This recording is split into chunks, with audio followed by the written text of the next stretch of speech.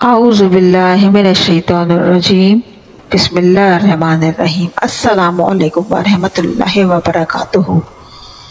The dream of اسلام میں آج بہت مشہور و معروف اسلامی تاریخی واقعے کو کور کریں گے اور ایک چھوٹے سے کسی درویش کے واقعے سے ابتدا کر کے آج میں محدثین مفکرین حدیث و سنت کے تھرو نہیں بلکہ ایک بزرگ کے واقعے سے حضور پاک صلی اللہ علیہ وآلہ وسلم کے زمانے تک جا کر ایک اہم واقعے کو کنیکٹ کرتے ہیں تاکہ ہم یہ جان سکیں کہ اللہ تبارک تعالیٰ کے بنائی ہوئی ہر چیز، ہر ذرہ، ہر کام کسی نہ کسی حکمت و مصلحت سے خالی نہیں۔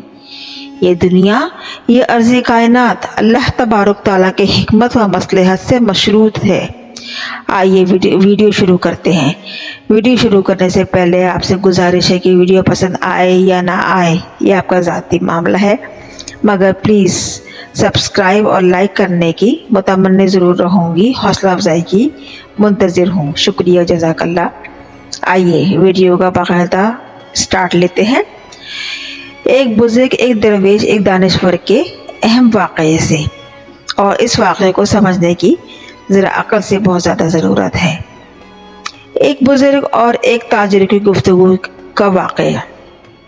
ایک بار ایک پہنچے ہوئے بزرگ درویش کی صحبت سے فیضیاب ہونے کے لیے لوگ جمع ہوتے تھے اور ان سے دین اور اپنے دنیاوی مسائل سے ان سے تذکرہ کر کے ان کی خدمت میں حاضر دیتے تھے اور اپنے مسئلے مسائل کو قرآن و سنت کی روشنی میں عملی جامہ پہنانے کی کوشش کرتے اور ان تاجر اور بزرگ کے پاس جا کر حاضر ہوتے اور ان سے دین کی سمجھ اور بوجھ لیتے۔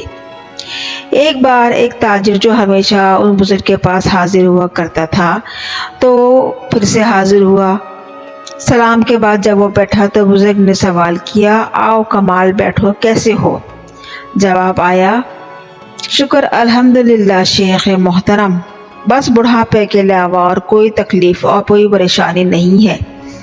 پھر درویش نے سوال کیا کہ تمہارے باغات کیسے چل رہے ہیں؟ مندی تو نہیں ہو رہی؟ جس پر ان بزرگ تاجر نے جواب دیا کہ کیا عرض کروں شیخ محترم، میرے دو بیٹے ہیں، دونوں انتہائی نالائق اور نکمے، سب باغوں کو اپنی لاپرواہی کی طرف سے جھاڑ جھنکار بنا دیا۔ جس پر درویش بولے، ظاہر ہے باغ کو روزانہ پانی اور اس کی آبیاری چاہیے ہوتی ہے۔ اے کمال، حقیقت پر ذرا غور تو کرو، تم جب پانی دیتے ہو تو ظاہر ہے سیب کے ساتھ جھاڑ جھنکار بھی اگیں گے اگر تم اس کی صفائی نہیں کرو گے۔ پانی کو اس سے غرض نہیں ہوتا کہ وہ پھل ہے یا کانٹا، زمین پر پھیلی ہے یا زرخیزی پر۔ پانی تو بس اللہ تعالیٰ نے اتنی برکت دی ہے کہ پانی کو اس سے مطلب نہیں ہوتا کہ وہ پھل سیراب کر رہا ہے یا کانٹا، پانی دونوں کو سینچتا ہے۔ اگر پانی میں کانٹے دار پودے اگانے کی صلاحیت ہوتی ہے تو کیا میٹھے رسیلے سیب اگا نہیں سکتا؟ اور جان لو کہ اسی سیب سے اگر آپ کے بیٹے نالائق اور نکمے ہیں اور آپ اس مثال کو اس طرح لے سکتے ہیں تو ان کو برا مت بولو۔ اگر تمہارے گھر بیٹیاں ہوتی تو حضرت فاطمہ رضی اللہ تعالیٰ عنہ کی مثال گلاب کا پھول ہوتی۔ والدین کے لیے بیٹے اور بیٹیاں ایک سے ہوتے ہیں۔ قدرت بھی پانی کی مانند ہے، انسان کے دل میں کانٹے اور پھول دونوں اگاتی ہے۔ یہ وہ نعمت ہے کہ ہر ذی روح کو اس سے فائدہ بھی ہوتا ہے اور نقصان بھی۔ اپنے چاروں طرف غور کر کے دیکھو کہ کون کون پھول ہے اور کون کون کانٹے۔ ایک درویش کی صحبت پہ بیٹھنے والے سبھی لوگ نہ پھول بن سکتے ہیں اور نہ سبھی لوگ کانٹے بن سکتے ہیں۔ آؤ آج میں تمہیں ایک وحشی کا قصہ سناتا ہوں، حضور پاک صلی اللہ علیہ وآلہ وسلم کے زمانے کا قصہ۔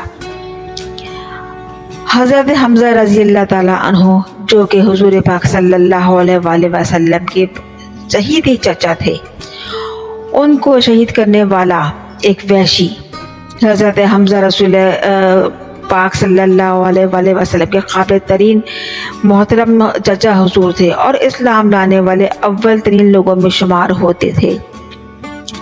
احد کے معرکے میں کفار کسی مسلمان سے خوفزدہ نہ تھے مگر حضرت حمزہ کی دہشت کھاتے تھے۔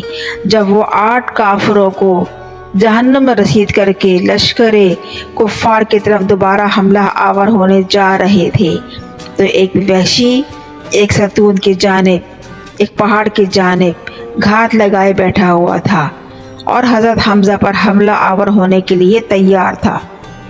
اس نے بزدلوں کی طرح چپ چاپ ان پر نشانہ باندھا اور اپنا نیزہ ان کے سینے میں دے مارا۔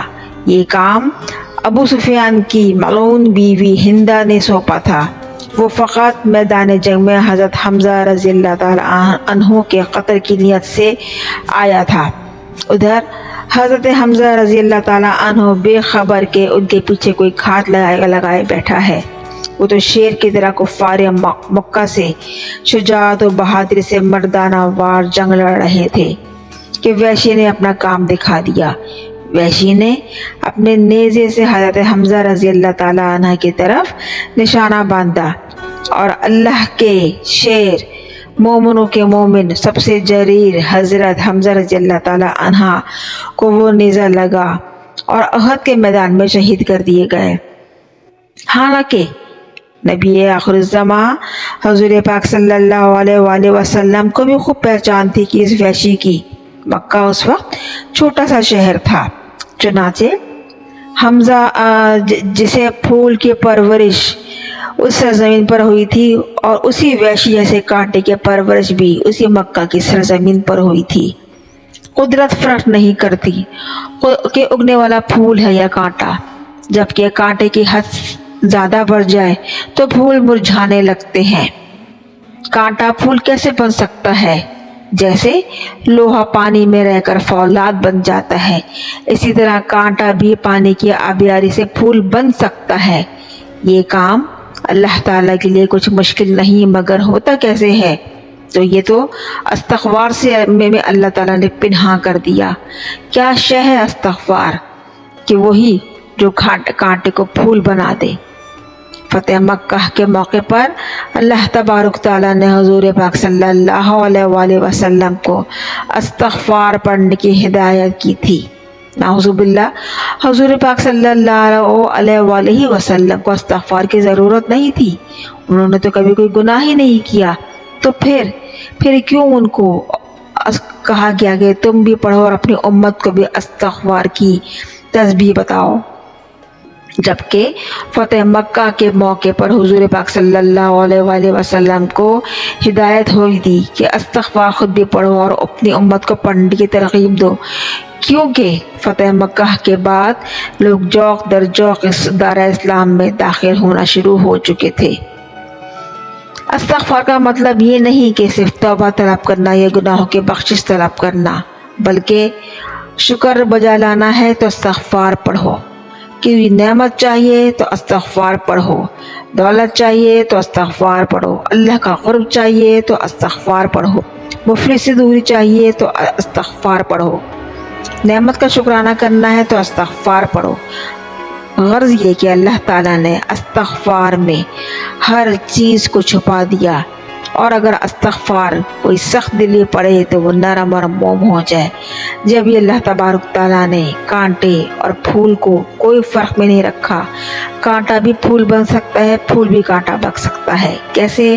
آگے کے واقعے کو پھر ہم اس کو آگے بڑھاتے ہیں۔ تو کانٹے کو پھول بننے کے لیے استغفار سے بڑھ کر کوئی آبیاری نہیں چاہیے۔ اب حضرت وحشی کا کچھ واقعہ سن لیں کہ ان کے ساتھ جو ہوا۔ حضور پاک صلی اللہ علیہ وآلہ وسلم کے شفیق چچا کے قاتل تھے، جو یقیناً حضرت کہنے پہ حیران تو ہوئے ہوں گے کچھ اہل علم کہ وہ ایک قاتل جو حضرت حمزہ رضی اللہ تعالی عنہ اور حضرت ہم کیسے کہہ سکتے ہیں؟ ظاہر ہے کوئی تو بات ہوگی، تو سنیے گا ضرور۔ ہجرت مدینہ کو 8 برس گزر چکے تھے، فتح مکہ بھی ہو چکی تھی۔ وحشی مکہ سے فرار ہو جاتا ہے اور مدینہ آ جاتا ہے، مسجد نبوی میں سرکار دو عالم صلی اللہ علیہ وآلہ وسلم کے پاس حاضری دیتا ہے اور عرض کرتا ہے کہ اے رسول خدا صلی اللہ علیہ وآلہ وسلم، میں مسلمان ہونا چاہتا ہوں۔ مومن تو ہوتے ہیں وہ لوگ جو زنا، شراب اور ہر دیگر برائیوں سے دور رہتے ہیں، مگر میں سب خباثتوں میں مبتلا رہا ہوں۔ اللہ کی عطا کردہ کئی جانیں لے چکا ہوں، جن میں آپ کے چچا کا بھی قاتل ہوں۔ میں تو زانی بھی ہوں، میں تو قاتل بھی ہوں، میں تو شرابی بھی ہوں، اور سب سے بڑھ کر آپ کے چچا کا قتل ناحق کرنے والا قاتل۔ اگر میں مشرف با اسلام ہو جاؤں تو کیا ممکن ہے کہ میری نجات ہو جائے گی؟ تو نبی آخر الزماں صلی اللہ علیہ وآلہ وسلم نے فرمایا کہ اپنی نجات سے نا امید مت ہو۔ پھر رسول پاک صلی اللہ علیہ وآلہ وسلم نے قرآن کی ایک آیت سنائی جس کا ترجمہ کچھ یوں ہے کہ جنہوں نے توبہ کی اور صالح عمل اختیار کیے وہ بخش دیے جائیں گے۔ اس پانی میں پروان چڑھنے والا کانٹا اب پھول بن چکا تھا۔ حضرت حمزہ رضی اللہ تعالیٰ عنہ کو شہید کرنے والا وحشی اب حضرت وحشی رضی اللہ تعالیٰ عنہ بن چکے تھے۔ پھر چند سال گزرتے ہیں۔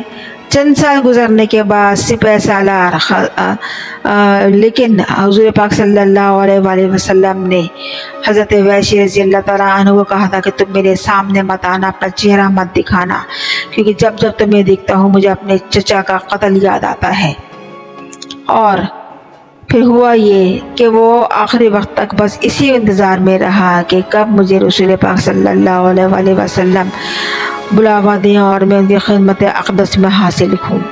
لیکن حضور پاک صلی اللہ علیہ وآلہ وسلم کے وصال کے بعد وہ اس کے اوپر ایک جیسے قیامت سے ٹوٹ پڑی۔ اس کو جو ایک امید تھی کہ کسی نہ کسی دن رسول پاک صلی اللہ علیہ وآلہ وسلم مجھے بلائیں گے، لیکن اس کی یہ حسرت ہمیشہ کے لیے ادھوری رہ گئی۔ مگر اس کو کچھ اپنے ادھورے کام بھی نپٹانے تھے کہ جس کا وہ کفارہ ادا کرنا چاہتا تھا۔ پھر ہوا یوں کہ چند سال گزرنے کے بعد جب سپہ سالار حضرت خالد بن ولید کو رسول خدا صلی اللہ علیہ وآلہ وسلم کی پیغمبری کا دعویٰ کرنے والے اور نبوت کے جھوٹے دعوے دار مسلمہ بن کذاب کو سرکوبی کے لیے روانہ کیا، اور بفضل اللہ ان کے لشکر میں حضرت وحشی رضی اللہ تعالیٰ عنہ بھی شامل تھے، اور جس نیزے سے انہوں نے حضرت حمزہ رضی اللہ تعالیٰ عنہ کو شہید کیا تھا، اسی زنگ آلود نیزے سے انہوں نے مسلمہ بن کذاب کو جہنم واصل کیا۔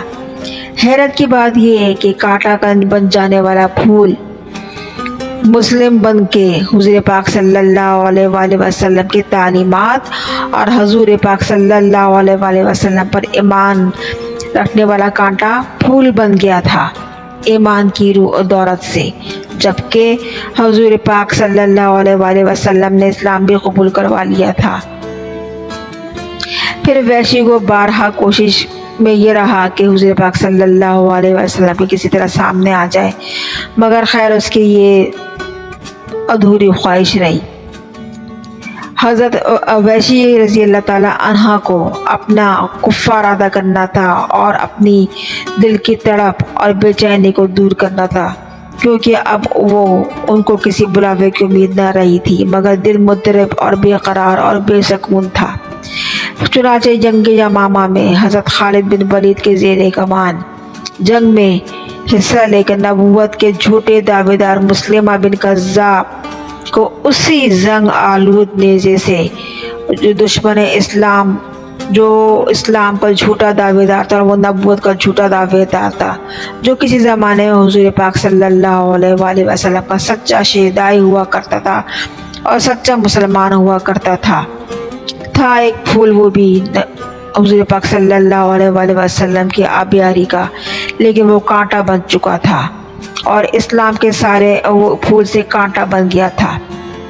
کفار کے طور پر حضرت وحشی رضی اللہ تعالیٰ عنہ نے اسی نیزے سے مسلمہ بن کذاب کو جہنم واصل کیا، اور اسی طریقے سے انہوں نے اس نیزے کو مسلمہ بن کذاب کی چھاتی کا کراس کرتے ہوئے ایسا مارا کہ وہ چھاتی کو کراس کرتے ہوئے آر پار ہو گیا اور یک لخت وہ جہنم واصل ہو گیا۔